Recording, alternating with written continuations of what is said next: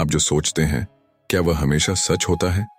जिंदगी भर हम अपने विचारों को ही सच मानकर जीते हैं, लेकिन क्या आपको पता है, हमारे काफी सारे विचार गलत या भटकाने वाले होते हैं।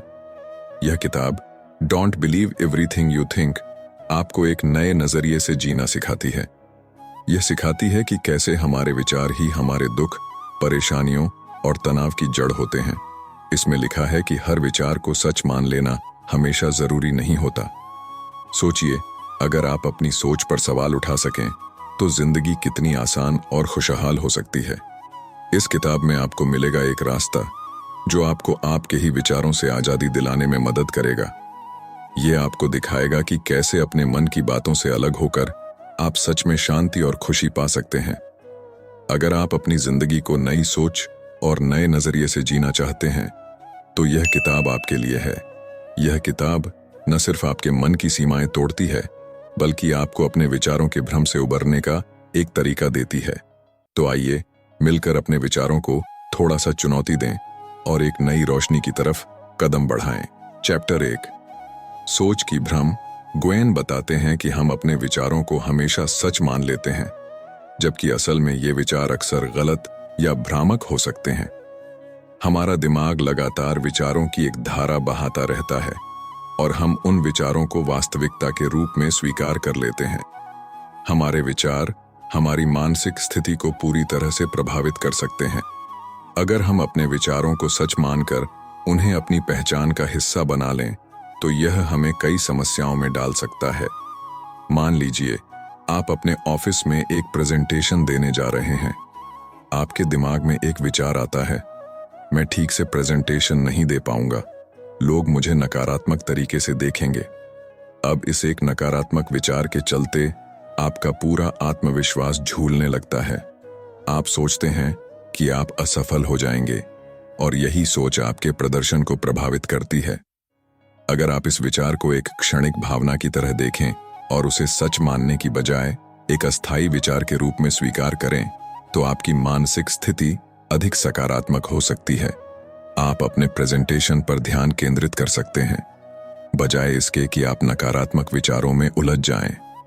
इस अध्याय में लेखक यही सिखाते हैं कि हमें अपने विचारों को सच मानकर उन्हें अपनी पहचान से जोड़ने की बजाय उन्हें केवल एक विचार के रूप में देखना चाहिए। विचार आते हैं और चले जाते हैं, लेकिन वे हमारे जीवन को पूरी तरह से नियंत्रित नहीं करते। जब हम इस समझ को अपनाते हैं तो हमें मानसिक शांति और आत्मसंयम प्राप्त होता है। चैप्टर 2, वास्तविकता की प्रकृति।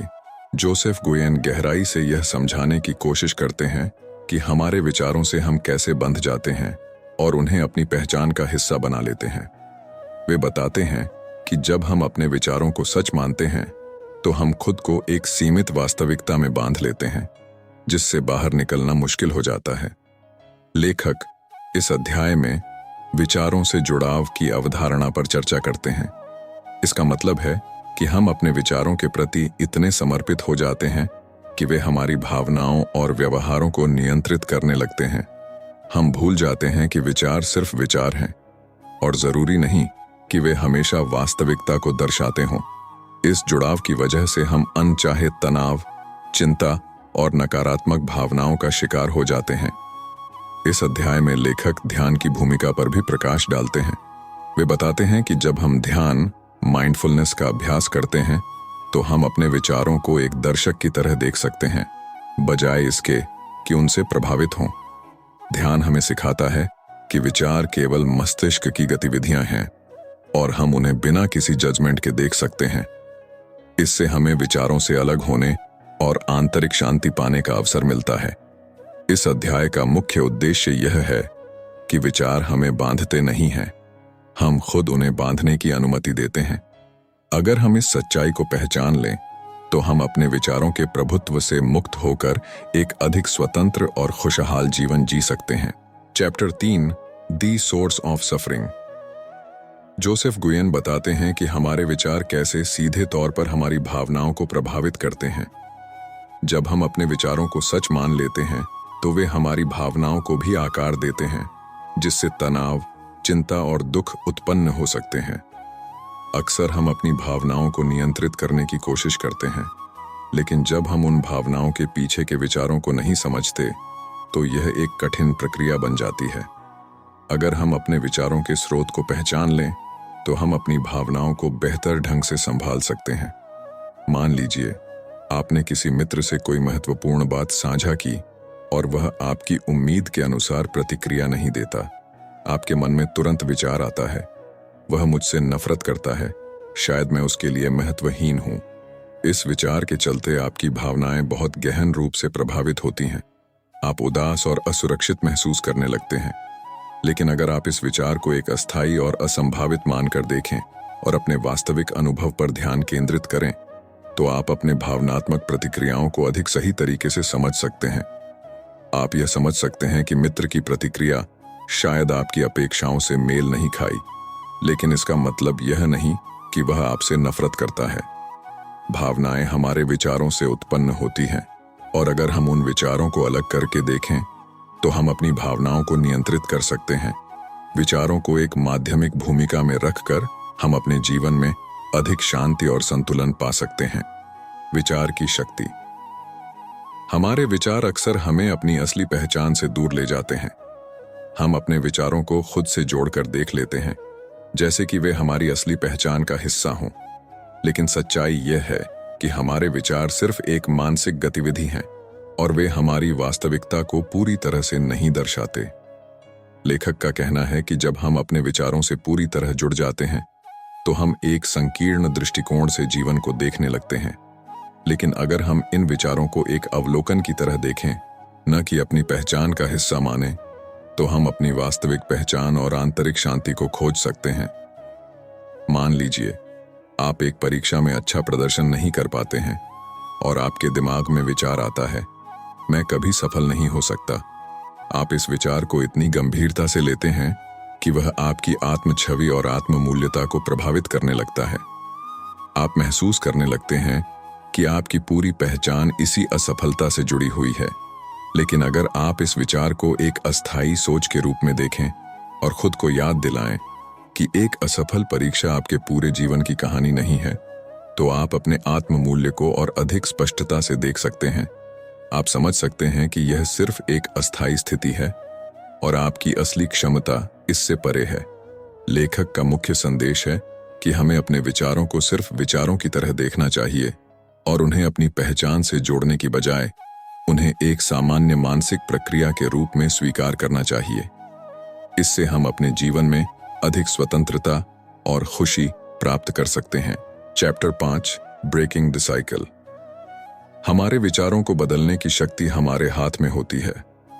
हम अक्सर अपने मानसिक पैटर्न और आदतों से बंधे रहते हैं, लेकिन अगर हम सचेत प्रयास करें तो हम अपनी सोच को सकारात्मक दिशा में बदल सकते हैं।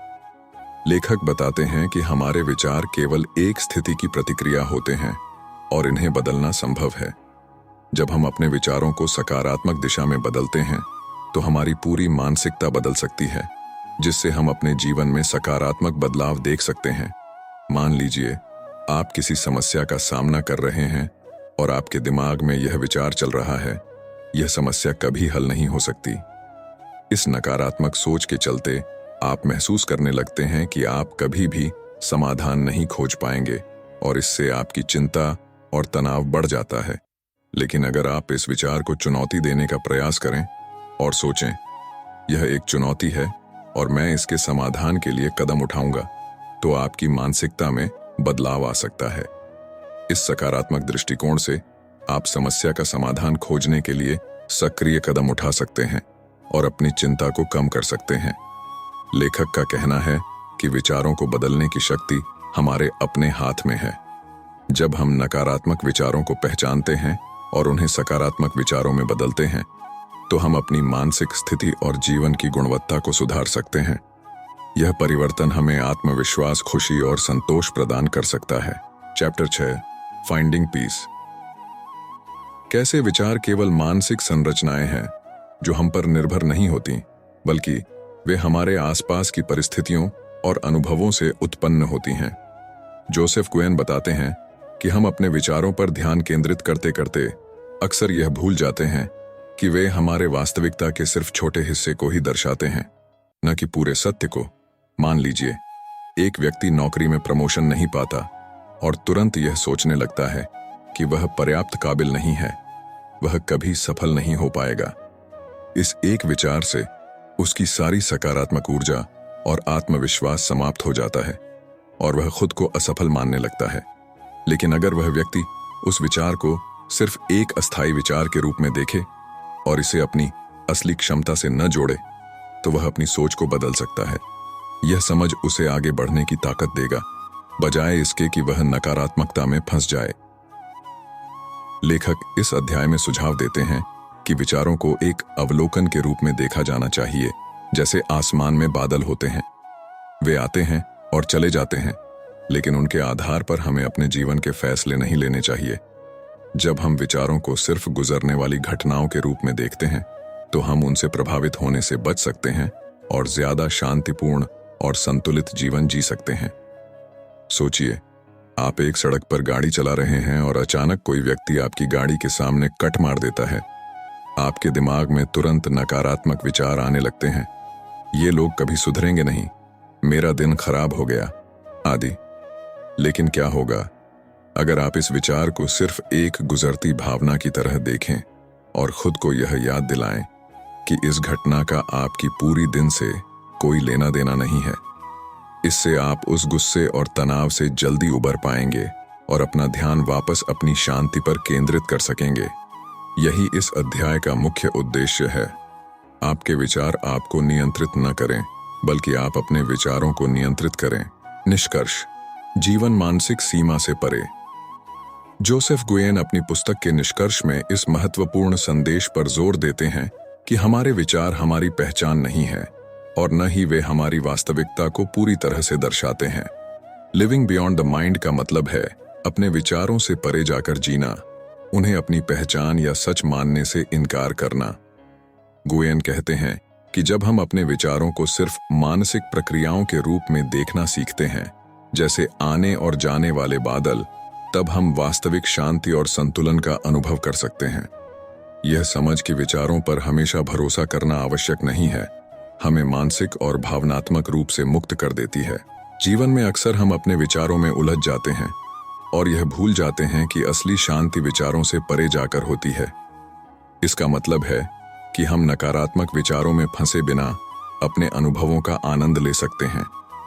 अपने विचारों के दायरे से बाहर जाकर जीने से हमें ज्यादा स्पष्टता, सुकून और एक नई जागरूकता प्राप्त होती है। जब हम अपने विचारों से खुद को अलग करके देखना सीख जाते हैं, तो हम जीवन को गहराई से जीना शुरू करते हैं, बिना तनाव, डर और चिंता के। यही सच्ची आजादी है, मन से परे जीना। अगर आपको ये ऑडियो बुक समरी पसंद आया हो, तो हमारे चैनल 7 PM ऑडियो बुक को जरूर सब्सक्राइब करें। हम आपके लिए लाते हैं बेहतरीन किताबों के संक्षिप्त समरी, जिससे आप सीख सकें और अपनी जिंदगी में सकारात्मक बदलाव ला सकें।